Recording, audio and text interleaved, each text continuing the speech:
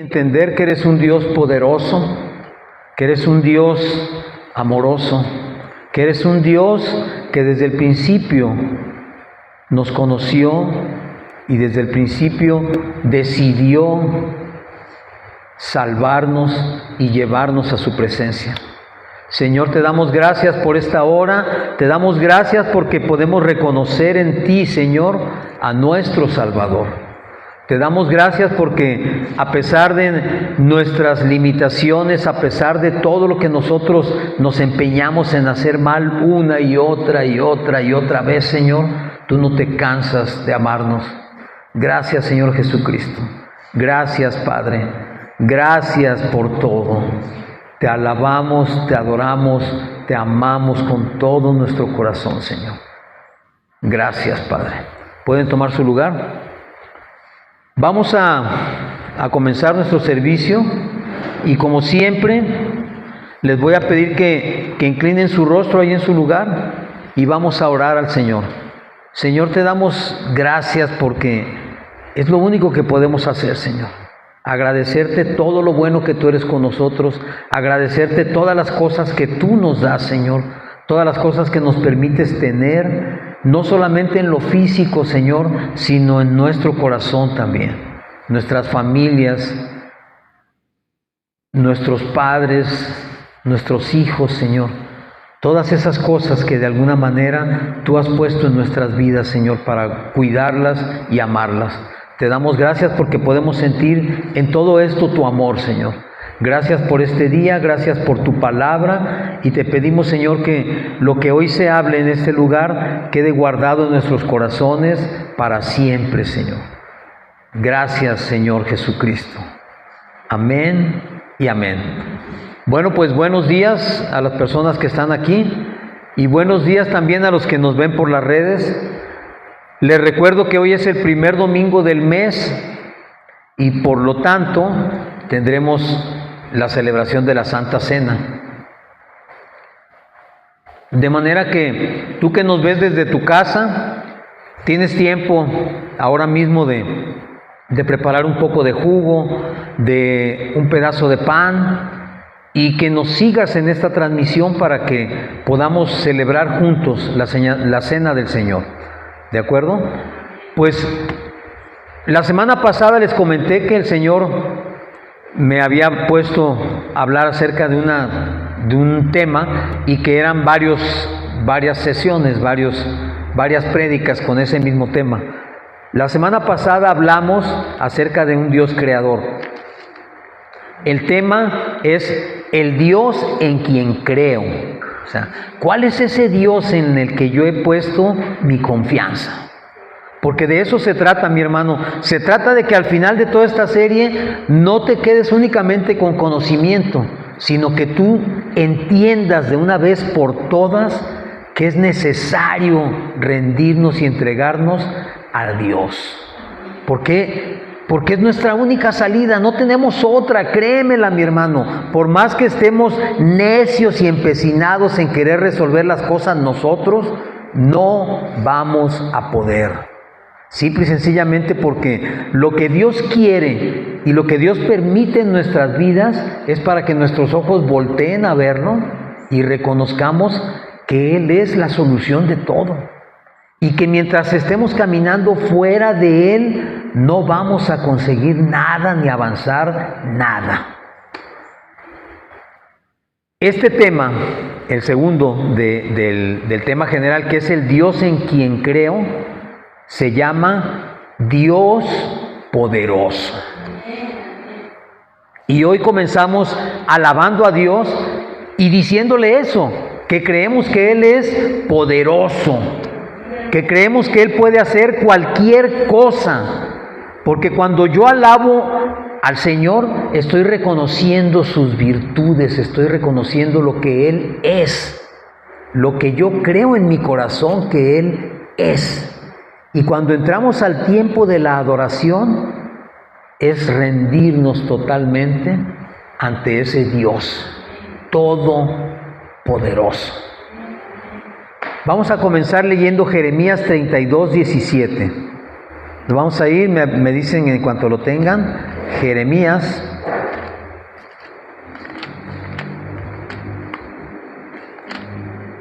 Jeremías 32, 17.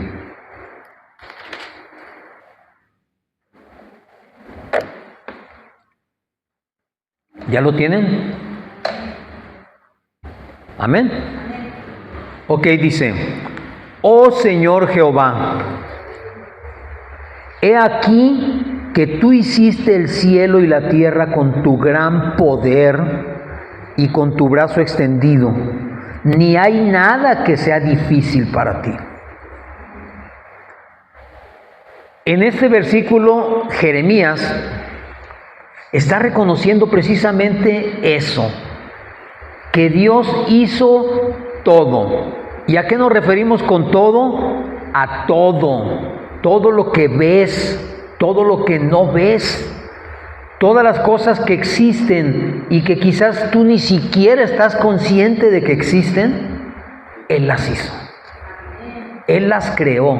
Para Él no hay nada desconocido. Tú y yo podemos ignorar muchas cosas, pero Dios lo sabe todo, absolutamente todo. Y en este mundo tú y yo enfrentamos diariamente situaciones y ocasiones donde perdemos la dimensión de Dios. Se nos olvida quién es Dios y pensamos que esas situaciones quizás están fuera del interés de Dios. No digo de su alcance, porque ya hablamos la semana pasada que no hay nada que esté fuera de su alcance o de su cobertura. Pero a veces pensamos que quizás estas cosas pequeñas que a mí me suceden ni siquiera le interesan a Dios, porque perdemos la dimensión de quién es ese Dios. Se nos olvida que tenemos un Dios que es todopoderoso, que tiene tres características principales, que es omnipotente, omnisciente y omnipresente. ¿Qué significa esto? Que ese Dios todopoderoso, y quiero que entiendas la dimensión de esta palabra, omnipotente significa todopoderoso, que significa que todo lo puede, no hay nada imposible para Dios, absolutamente nada. La cosa más inverosímil que tú te puedas imaginar, Dios la puede hacer. Amén. Pero también es omnipresente, es decir, está en todas partes. Y a veces la gente se confunde con esto porque dice, bueno, pues si Dios está en todas partes, entonces lo puedo encontrar en cualquier lado. No, mi hermano, no te confundas.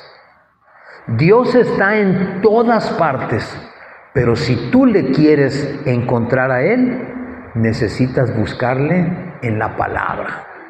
No hay otra manera de encontrarle.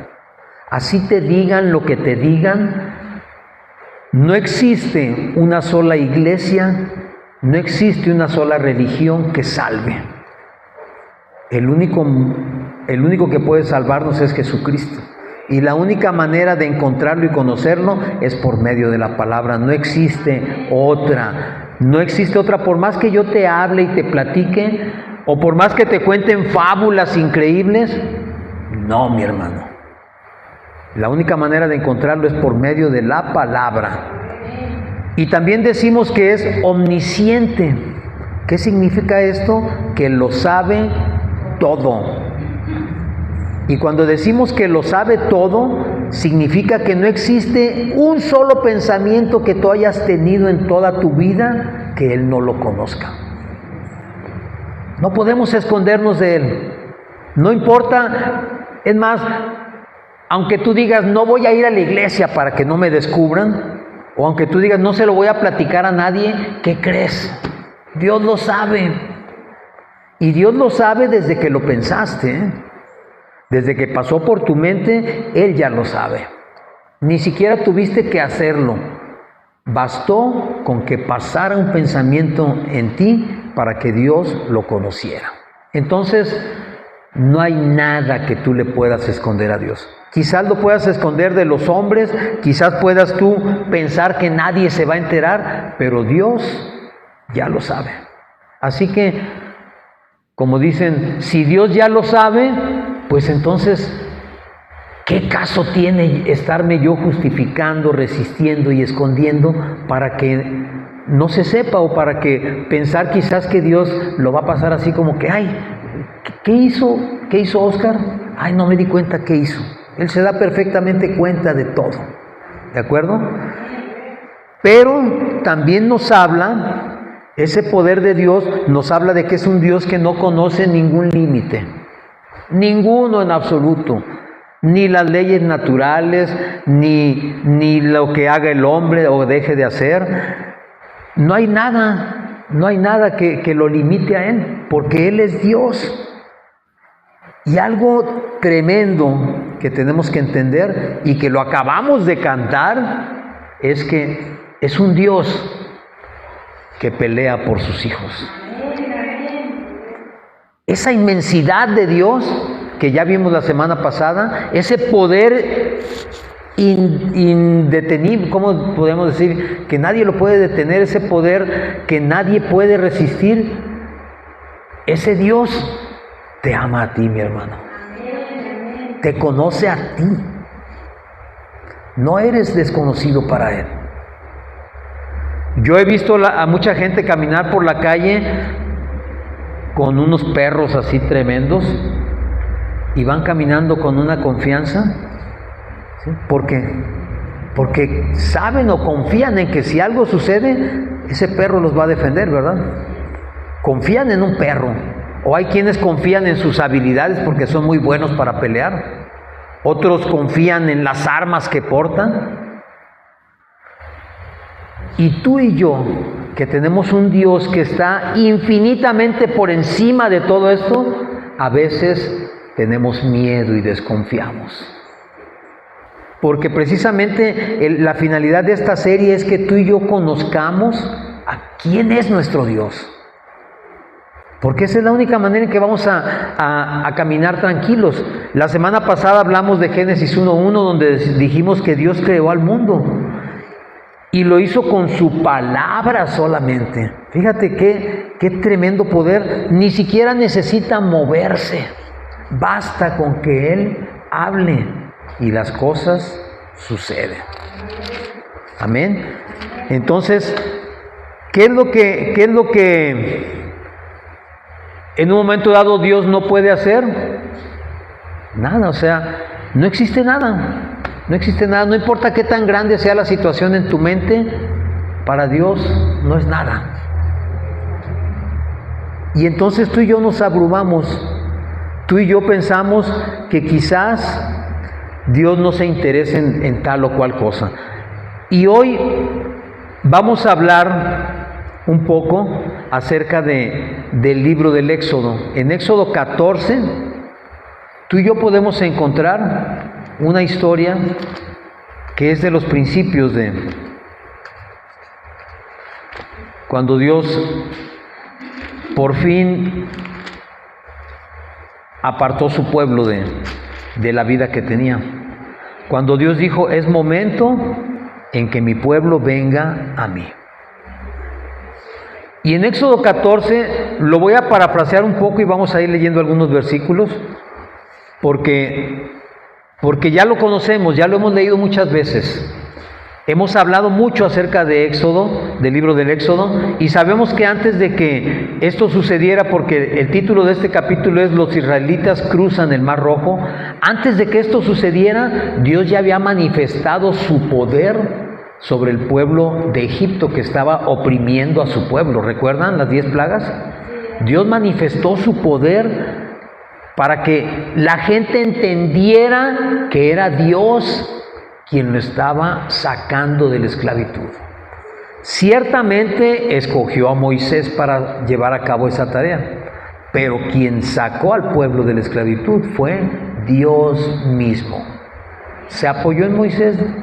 Podemos decir que le dio la oportunidad a Moisés de participar en esa obra majestuosa que iba a realizar. Así como nos la da a ti y a mí de participar en la obra del Señor. Dios puede hacer las cosas sin ti y sin mí. Pero ¿sabes qué, mi hermano? No las quiere hacer sin ti y sin mí.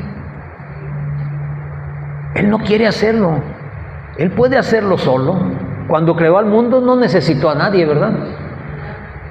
Entonces, Él pudiera hacer todo, pero Él quiere que tú te involucres también en esto. Que no seas un simple espectador, ni simplemente recibas lo que Él hace. Quiere que participes. Y fíjense bien, después de haber manifestado su poder y de haberle dicho a Moisés, van a salir bien cargaditos de oro, de joyas, los egipcios ya los van a dejar ir al final. Y así sucedió. Después de eso, nos dice el libro del Éxodo en el capítulo 14, que Dios iba dirigiendo a su pueblo hacia la tierra prometida. Y en el día dice que se levantaba una columna de nube para cubrirlos del sol del desierto. Y en las noches se levantaba una columna de fuego para iluminarlos y darles calor. Es decir, en todo el camino Dios no los dejó solos un solo momento. Ni un momento. Incluso yo he leído muchas veces, igual que tú, el libro de Éxodo. Pero hay cosas que de repente las vuelvo a leer y se abre más mi entendimiento. ¿Sí? Fíjense bien lo que dice aquí. En el capítulo 14, versículo 5,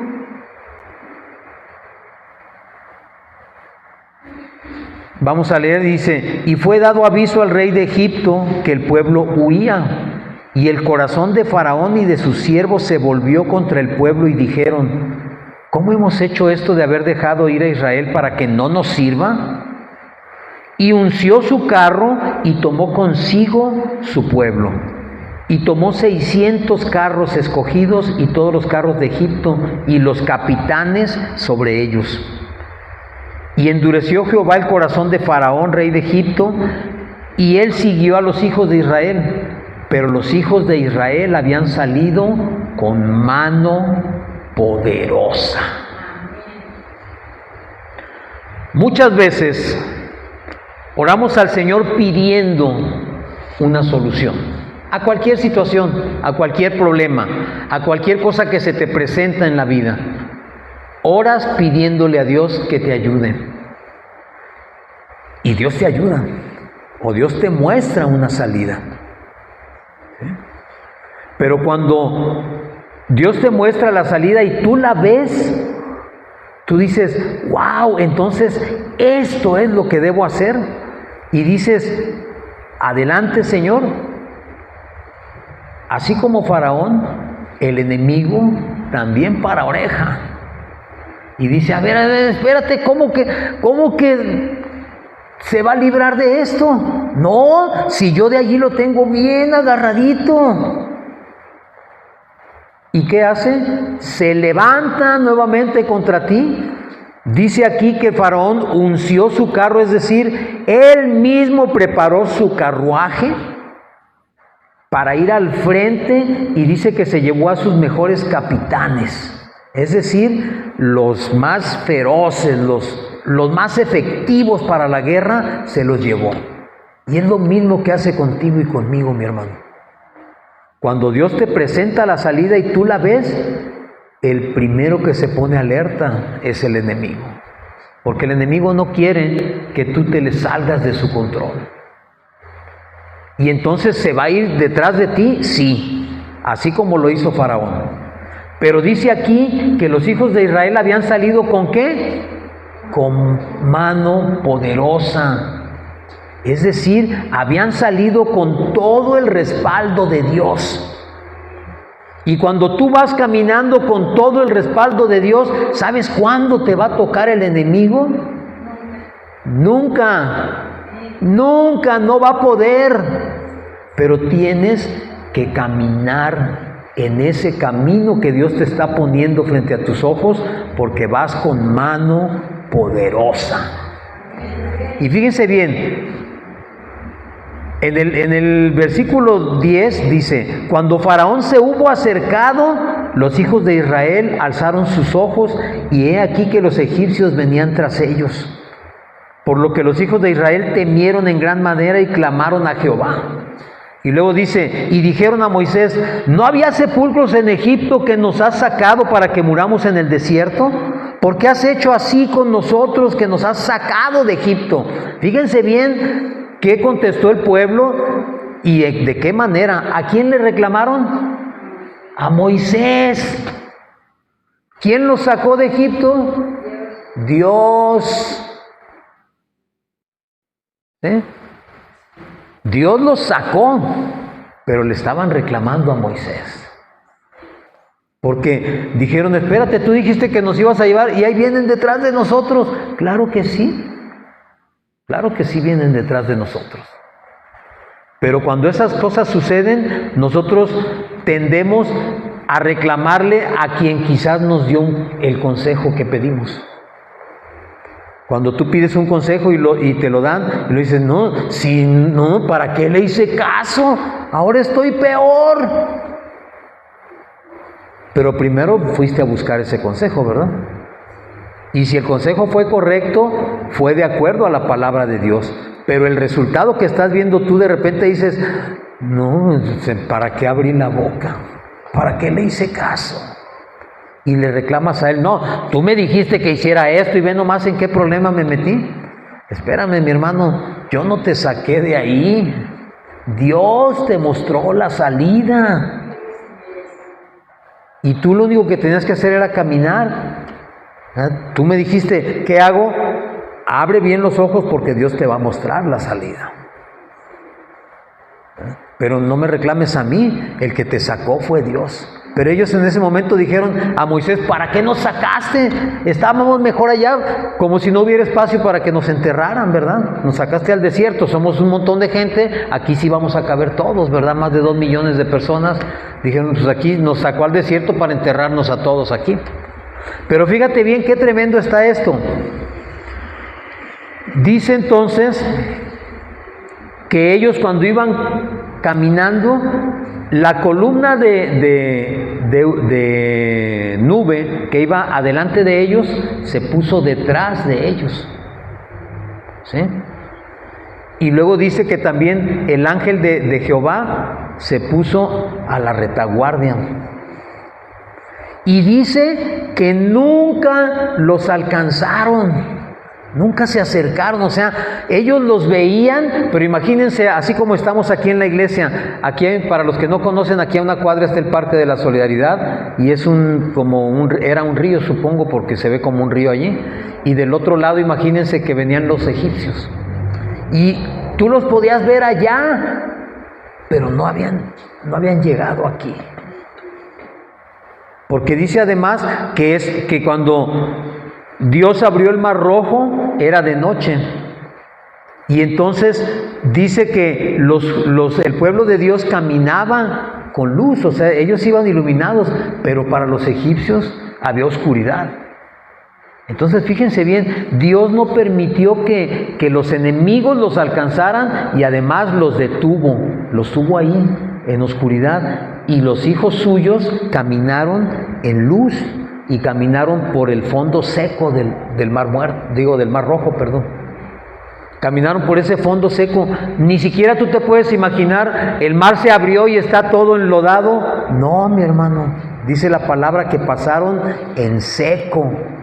Es decir, nada les estorbó, ninguna carreta se atoró, ningún animal se atascó, ninguna persona cayó en un agujero o cayó en el lodazal. No, pasaron en seco. Porque así es Dios, mi hermano. Cuando te da la salida, te permite pasar en seco. Contra toda predicción, contra toda circunstancia, contra toda oposición, Dios permite que pases en seco. Y entonces, si sigues leyendo, vas a encontrar que dice que cuando ellos estaban ya llegando a la orilla, los soldados de Egipto ya venían a medio camino en el mar. ¿Sí? Pero entonces dice la palabra que Dios le dijo a Moisés, extiende tu mano para que las aguas se cierren. Ya cuando pasó el último de los hebreos, Moisés volteó, extendió la mano y las aguas del Mar Rojo se cerraron sobre todo el ejército de Egipto. Y dice que no quedó uno solo uno solo de los soldados egipcios. Ni uno pudo sobrevivir, ni sus bestias, ni sus carros, mucho menos ellos. Y en el versículo 13 Moisés le dice al pueblo: no teman, estén firmes y vean la salvación que Jehová hará hoy con ustedes, porque los egipcios que habéis visto, nunca más para siempre los verás. Estas palabras, mi hermano, tienen un peso tremendo, porque Dios te está diciendo: ¿ya viste la salida? ¿Ya te diste cuenta que te vienen siguiendo para no soltarte? Pues, ¿qué crees? Esos que vienen detrás de ti, esas situaciones, esa enfermedad, esas personas, esos que te quieren hacer daño, esos que no te dejan avanzar, nunca más los vas a volver a ver. ¿Te das cuenta? Dios manifiesta su poder de una manera extraordinaria, cuando tú decides caminar en el sentido que Él te está marcando. Y no importa qué tan complicada hubiera sido tu situación, porque ¿sabes qué? Todos hemos pasado por situaciones difíciles, cada uno quizás en diferentes áreas, pero todos pasamos por algunas.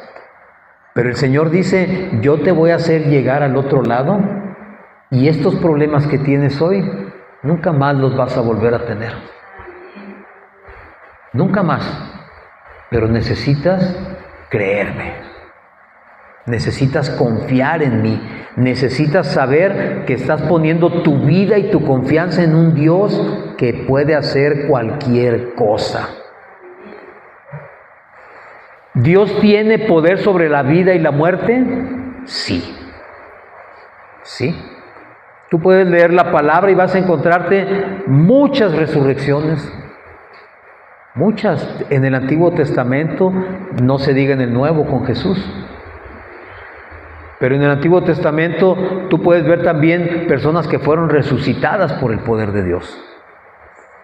Dios tiene el poder de la vida y de la muerte. Él puede levantar al muerto más muerto que tú te imagines. Cuando Jesús levantó a Lázaro de la tumba, ¿cuántos días tenía de muerto? 4, ¿recuerdan? Que incluso María dijo: no, Señor, si este es ya de 4 días, ya hiede. Es decir, Señor, no sé si no te has dado cuenta, pero ya hace 4 días que se murió, yo creo que ya apesta, ¿verdad? Como que quitemos la piedra, va a apestar horrible.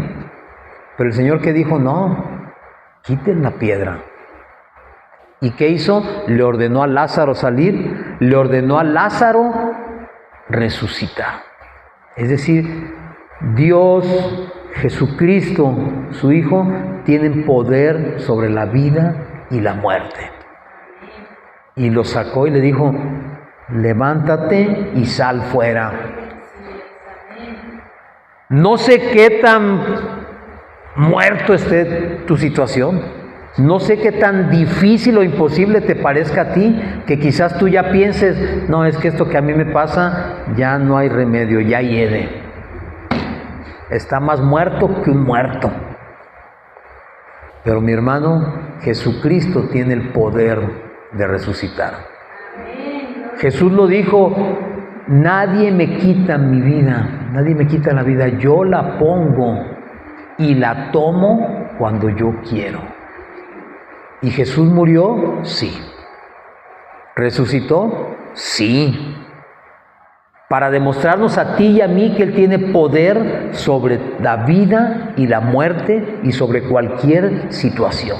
Yo no creo que exista milagro más grandioso que su propia resurrección. Porque además esa es la puerta de entrada y es el fundamento de nuestra fe. O sea, no estamos creyendo en un Dios que nos dicen que tiene poder. No estamos creyendo en un Dios de teoría, estamos creyendo en un Dios de hechos, en un Dios que ha demostrado su poder y que nos ha demostrado también que Él nos ama de tal manera que no importa qué tan muerto estés en tu espíritu, no importa qué tan grande sea tu pecado, Él es amplio para perdonar. Y en ese perdón nos da una vida nueva, mi hermano. Cada vez que alguno de nosotros llegó a los pies de Cristo y la gente sigue llegando a los pies de Cristo, mi hermano, estás presenciando una resurrección. Porque de lo que estaba muerto, Dios ha creado vida nueva. Amén. Entonces, ¿qué es lo que en un momento dado nos hace dudar? Nos hace pensar que quizás no la vamos a hacer. En Efesios 3:20 dice: y aquel que es poderoso para hacer todas las cosas mucho más abundantemente de lo que pedimos o entendemos. Está hablando de Jesús. ¿Jesús es poderoso? Sí, totalmente poderoso. Y dice además que hace las cosas mucho más abundantes de lo que tú puedas pedir o esperar o entender. Quizás tú te estás queriendo conformar con una sanidad física. ¿Y sabes qué, mi hermano? Si tú dices: Señor, ya con que me sanes de esto, con eso tengo, pues ¿qué crees? Te va a sanar y te va a dar más, mi hermano. Porque no tenemos un Dios, por decirlo de alguna manera, pichicato. No, mi hermano. Él quiere bendecirte en plenitud y mucho más allá de lo que tú puedes esperar. Porque tú y yo podemos imaginar las cosas, pero en verdad nos quedamos cortos. En verdad no entendemos muchas veces la dimensión de lo que Dios puede y quiere además hacer. Él puede cambiar cualquier situación familiar, económica, de salud. Él puede restaurar tu familia, tu vida, tu corazón. Él puede poner nuevas oportunidades enfrente de ti. A veces pensamos que la vida se nos terminó. A veces pensamos que ya no vamos a poder hacer nada más. O que ese trabajo que perdimos, o ese trabajo que tenemos que dejar, ¿ahora qué vamos a hacer? Pero ¿sabes qué, mi hermano? Yo he podido comprobar que cuando tú dejas en manos de Dios aquello en donde está tu seguridad, Dios te muestra y te dice: mira, tú estabas atorado acá, mijito, y ve todo lo que tengo yo para ti. Estabas enganchado a esta relación, estabas enganchado a esta situación, y yo tengo para ti cosas grandes, maravillosas, que ahí están, simplemente esperando a que tú decidas tomarlas. A veces puedes estar desfalleciendo de una enfermedad y Dios te dice: yo tengo aquí un paquete de fuerzas nuevas, pero necesito que vengas y lo tomes. Aquí está. Pero nosotros mismos nos cerramos. Nos cerramos, ¿por qué? Porque estamos confiando en lo que nuestras propias fuerzas y en lo que el mundo puede darnos o satisfacernos. ¿Sí? No sé tú, yo he tenido situaciones en mi vida muy difíciles y a veces piensa uno: de esta ya no me levanto, esta ya no la libro, ya a mi edad, ¿dónde voy a conseguir un trabajo? ¿Dónde voy a poder ganar lo que ganaba acá? Sin embargo, cuando tú te das cuenta que estás poniendo tus fuerzas o tu confianza en lo que tú puedes hacer, te vas a dar cuenta que te estás quedando corto, porque de una manera que tú caminas así, Dios no se va a manifestar en ti. Él se va a manifestar cuando la situación en verdad no tenga salida, que tú digas: no hay manera, de esta no salgo, esta no la libro. En ese momento es cuando tú vas a comenzar a ver el poder maravilloso y tremendo de Dios. No importa qué tan grande sea tu problema, no importa qué tan imponente se vea ese gigante, o qué tan grande se vea esa montaña, o qué tan profundo se vea ese río. Si estás caminando en el poder de Dios, vas a poder salir adelante.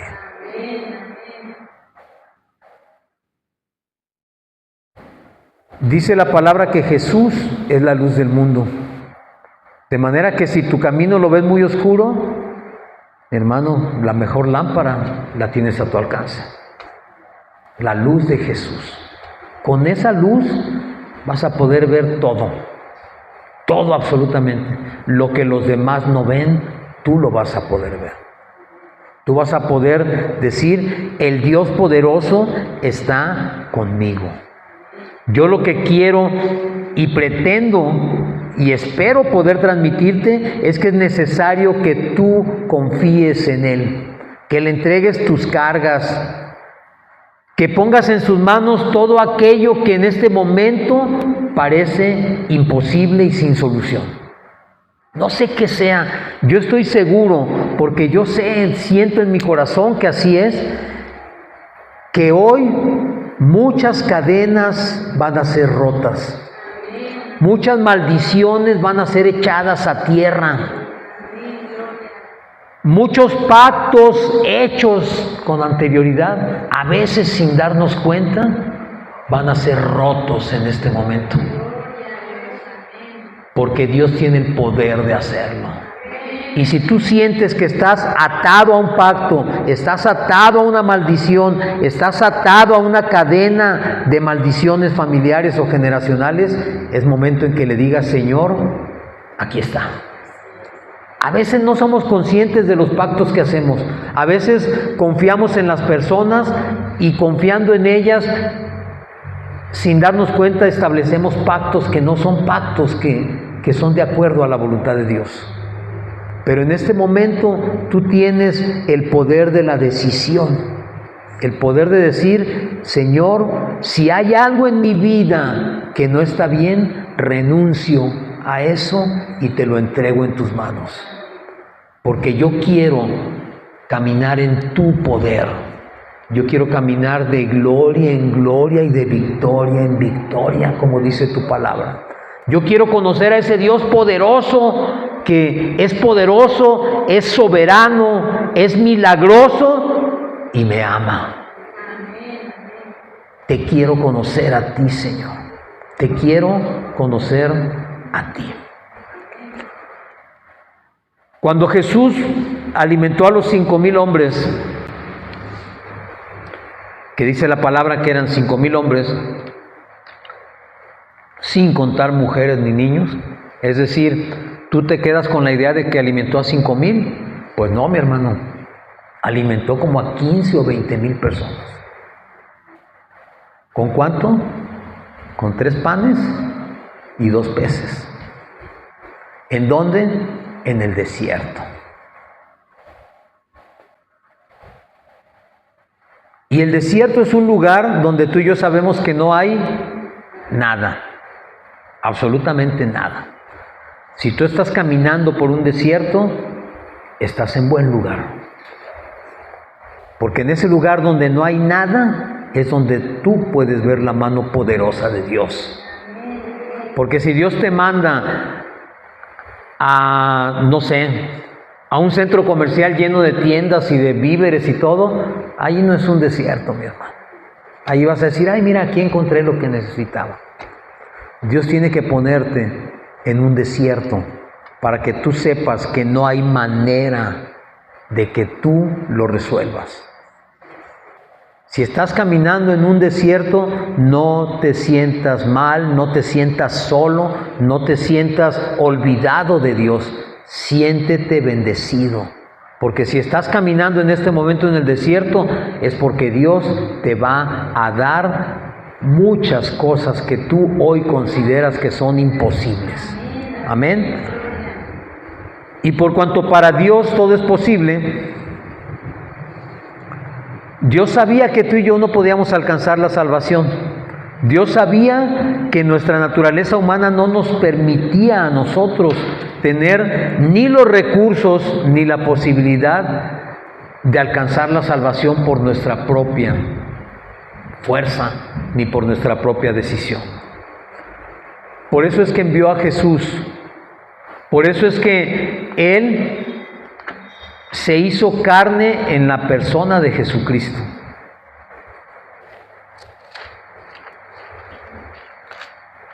La carta de los Corintios 11:23.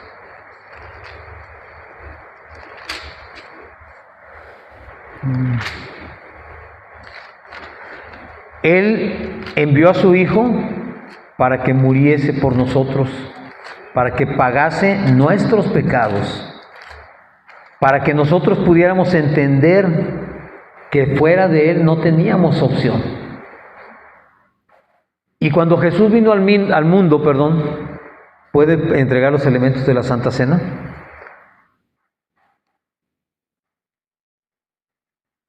Caminó por el mundo, nos mostró el verdadero rostro y naturaleza del Padre, nos mostró la única forma en que tú y yo podíamos alcanzar esa salvación.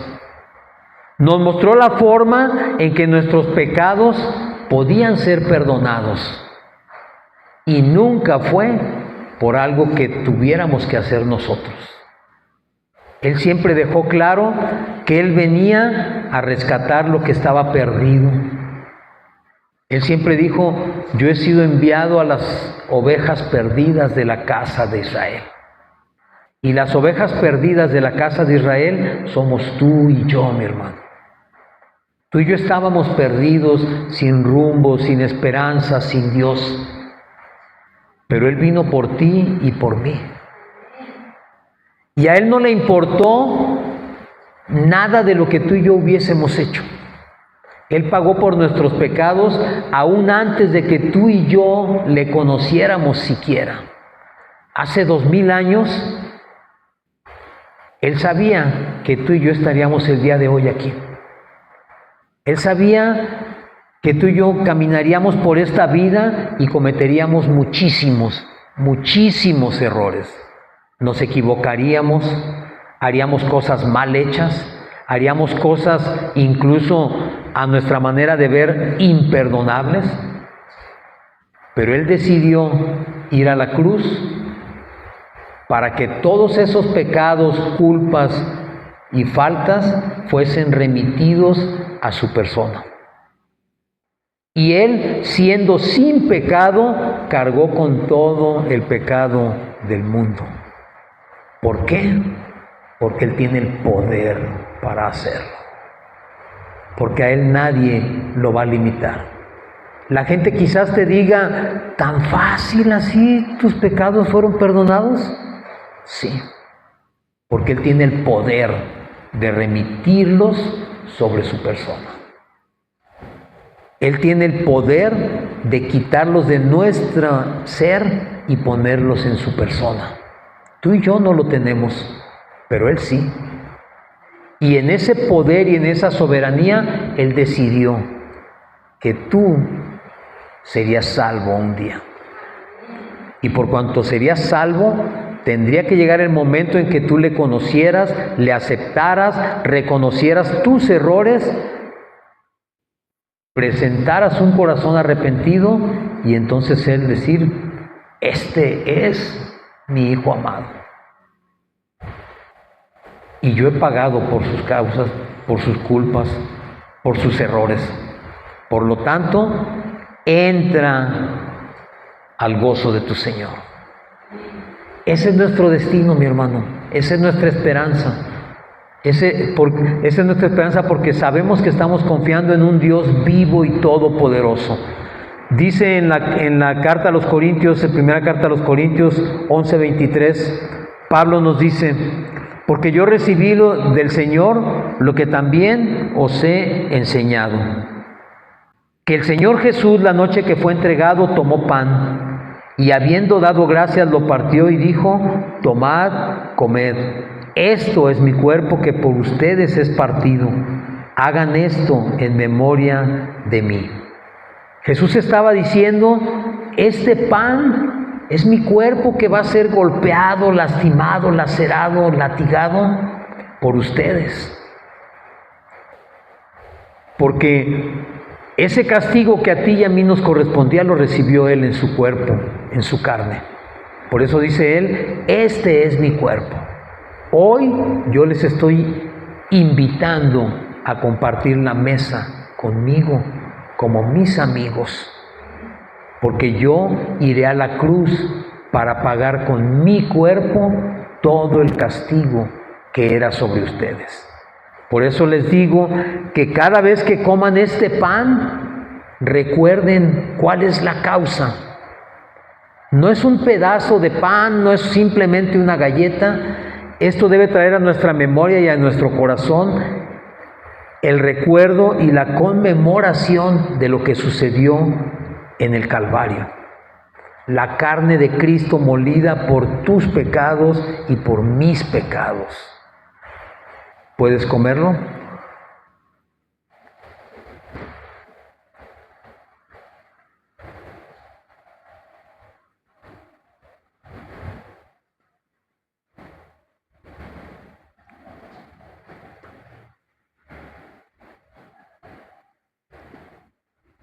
Dice también, asimismo tomó también la copa después de haber cenado, diciendo, esta copa es el nuevo pacto en mi sangre. Haced esto todas las veces que la bebiereis en memoria de mí. Así pues, las veces que comiereis este pan y bebiereis esta copa, la muerte del Señor anunciáis hasta que Él venga. En la ley dada por Dios estaba establecido que sin derramamiento de sangre no hay remisión de pecados.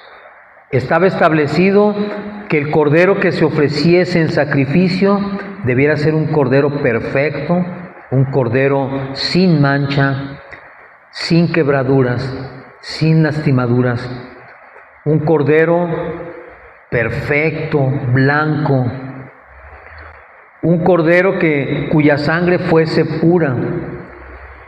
Pero los animales no ofrecían ni cubrían todas estas características.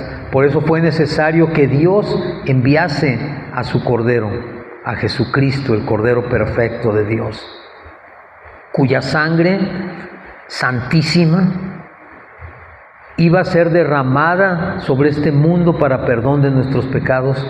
Pero esa sangre preciosa, esa sangre hermosa y bendita, sería el símbolo del pacto nuevo establecido entre Dios y los hombres. Un pacto donde Jesucristo es el mediador, donde no es necesario hacer más sacrificio para perdón de pecados, donde no es necesario hacer obras para poder recibir salvación, sino únicamente creer en Jesucristo como Dios hecho hombre entre nosotros. Esa sangre sin mancha, ese varón sin pecado, ese varón que fue tentado en todo pero no pecó en nada, sacrificado y muerto por nuestra causa. Su sangre derramada que no únicamente cubre el pecado, sino que lo quita, lo limpia. Y dice la palabra que por esa sangre, si nosotros fuésemos como hisopos rojos, seremos dejados blancos, blanquísimos, porque esa sangre perfecta es capaz de lavar toda suciedad de nuestro ser, todo pecado, toda falta y toda culpa. Esta sangre es el símbolo del pacto entre Dios y nosotros por medio de Jesucristo. ¿Puedes beberla?